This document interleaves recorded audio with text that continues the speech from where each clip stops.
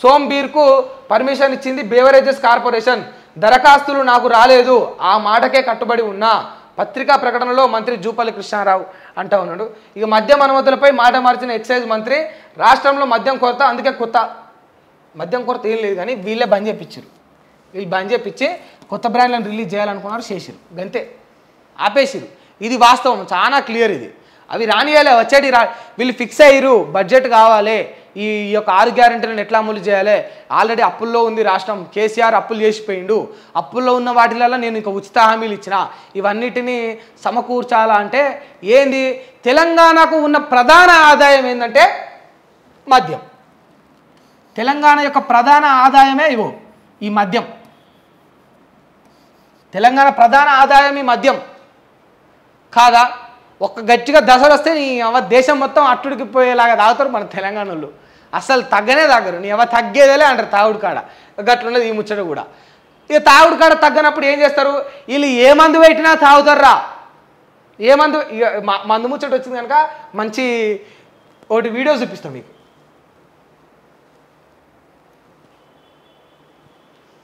నిన్న మనం గిట్లనే పోయి మందు గురించి అలా అడిగే ప్రయత్నం చేస్తే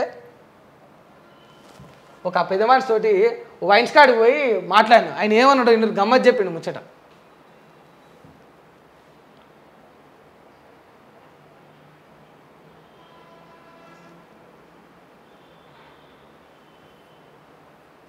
మందుకు బానిస అంటే ప్రతి ఒక్కరు బానిస అవుతారు. లేదు తెలంగాణలో కూడా మరి ఇప్పుడు తెలంగాణలో మరి చేస్తారట, చేస్తే ఒప్పుకోమా.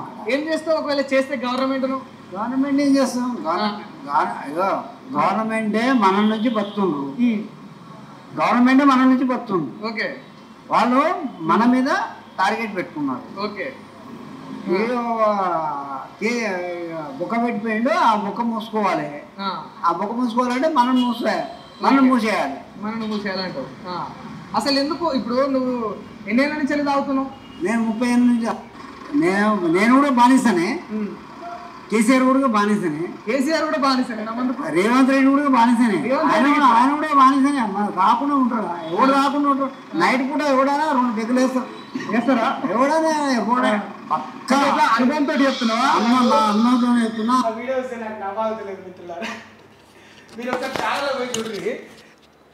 చాలా క్లియర్గా చెప్పాడు ఆయన. ఏమంటుండంటే, సరే మీకు అసలు అంశం చూపెడదాం అనుకున్నా కానీ నాకు నవ్వు వస్తుంది. ఆయన మాటలు గమ్మత్తున్నాయి అవి. ఏమంటా ఉండంటే, మందు ఎట్లా ఇస్తున్నారు వీళ్ళు గవర్నమెంట్, ఇచ్చే మందు జర నాణ్యమైన మంది ఇవ్వాలా, క్వాలిటీ మంది ఇవ్వాలా, మాకు షీప్గా పెట్టి పైసలు 10 రూపాయలు ఎక్కువైనా పెడతాం కానీ మంచి మంది ఇవ్వాలా, ఆడ ఆంధ్రాలో బాగలేక నీడికి వచ్చినా ఇప్పుడు ఈడ మారుస్తా అంటే మా పరిస్థితి ఏందని చెప్పేసి నిన్న ఆయన అంటుండు. మీరు ఒకసారి మన కేఆర్ టీవీలో ఉంటుంది, వెళ్ళి ఆ వీడియో కూడా చూడొచ్చు, క్లియర్గా మీకు కనిపిస్తుంది. ఇక ఏమంటుండు, కేసీఆర్ కూడా తాగేవనుకుంటాడు, రేవంత్ అన్న కూడా తాగేవనుకుంటాడు అని చెప్పేసి అంటారు. కేసీఆర్ బాబు తాగుతాడట, రేవంత్ అన్న కూడా తాగుతాడట రాత్రిపూట. అవి ఆయన ముచ్చట అట్లున్నది. నీకెట్లా తెలుసు అంటే అనుభవంతో చెప్తున్నా, వాళ్ళు ఖచ్చితంగా పెగ్గేంది పండరని చెప్తుండే ఆయన. పిల్లలను విక్రయించే ముఠా అరెస్ట్.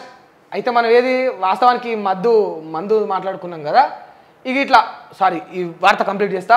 సోంబీర్కు పర్మిషన్ ఇచ్చిందే బేవరేజ్ కార్పొరేషన్, దరఖాస్తులు నాకు రాలేదు, ఆ మాటకే నేను కట్టుబడి ఉన్నా అని చెప్పేసి జూపల్లి గారు అన్నారు.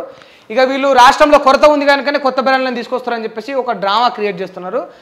కొరత వచ్చేటట్టు చేసిందే వీళ్ళు, తర్వాత కొత్త బ్రాండ్లను రిలీజ్ చేస్తుందే వీళ్ళు. అదే కథ నడుస్తూ ఉంది, దాన్ని గ్రహించాలి మనందరం కూడా.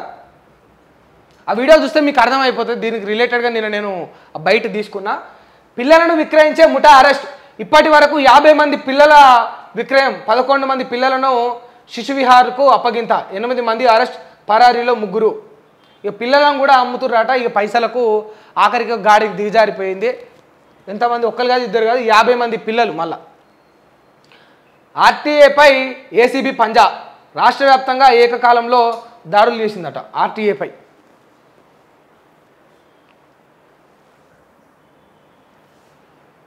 Congress diversion drama.